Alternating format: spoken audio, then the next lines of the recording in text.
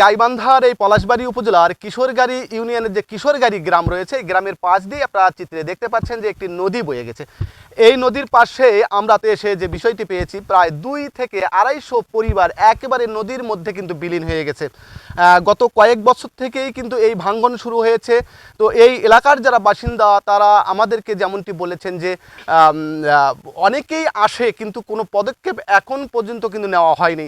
অর্থাৎ তারা কিন্তু সংখ্যায় রয়েছে যে বাড়িঘরগুলো তাদের এই নদী থেকে ভেঙে যায়, তারা আবারও কিন্তু পুনরায় যে জায়গাটিতে তারা বাড়ি করছেন ওই জায়গাটি আবার ভেঙে যাওয়ার কিন্তু উপক্রম হয়েছে। আপনার চিত্রে যে বিষয়টি দেখছেন, এই জায়গাগুলোতে কিন্তু অনেকগুলো কিন্তু ঘর বাড়ি ছিল, সেগুলো আস্তে আস্তে সব কিন্তু একেবারে নদীর মধ্যে কিন্তু গিয়েছে। তো আমরা কিন্তু এখানে এসেছি, এই এলাকার যারা বাসিন্দা আমরা তাদের সঙ্গে একটু কথা বলবো। এই এলাকার একজন শিক্ষক এখানে রয়েছেন। আসলে কি অবস্থা, কি সমস্যা এবং আসলে কতদিন থেকে আসলে এই আপনাদের এই নদী ভাঙন শুরু হয়েছে একটু বলবেন আমাদেরকে। হ্যাঁ, এই নদী 24 বছর থেকে ভেঙে আস্তে আস্তে আস্তে আমার বাড়ি পর্যন্ত চলে গেছে। আমরা 5 ভাই, আমরা এখানে কেউ থাকি না।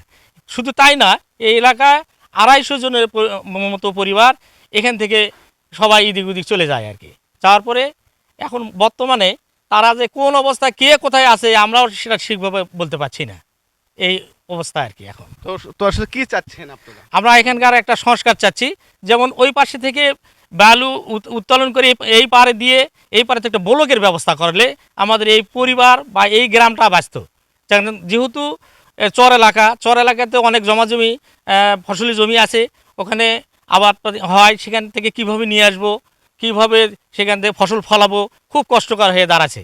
এখন এটা আমরা অতি দ্রুত আমার চাওয়া পাওয়া একটাই, এই নদী ভাঙন রোধ করার জন্য বাঁধের একটা প্রয়োজন। আমরা আরো একজন এই গ্রামেরই বাসিন্দা, আমরা তার সঙ্গেও একটু কথা বলি। আসলে আমরা কিছুক্ষণ আগে শুনলাম যে এই নদীর ভিতর নাকি আপনার বাড়ি ছিল।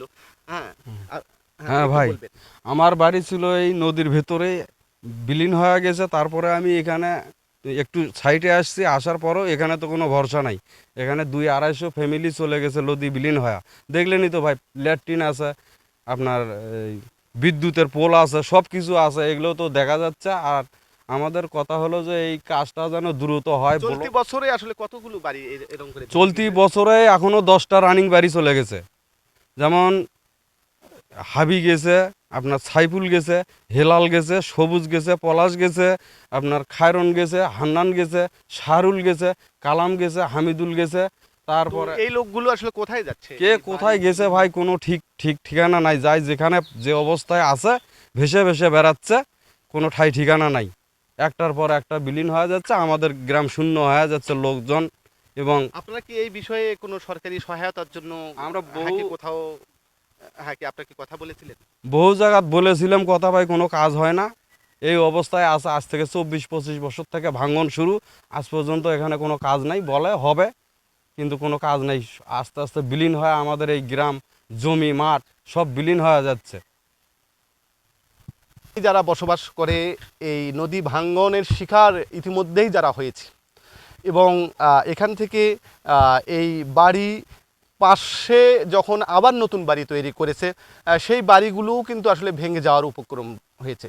তো এই গ্রামের বাসিন্দারা যেটি বলছেন যে অতি দ্রুত এখানে সরকারিভাবে যেন এমনভাবে যেন সরকারিভাবে এখানে যেন কাজ করা হয় এই নদী ভাঙ্গন রোধে।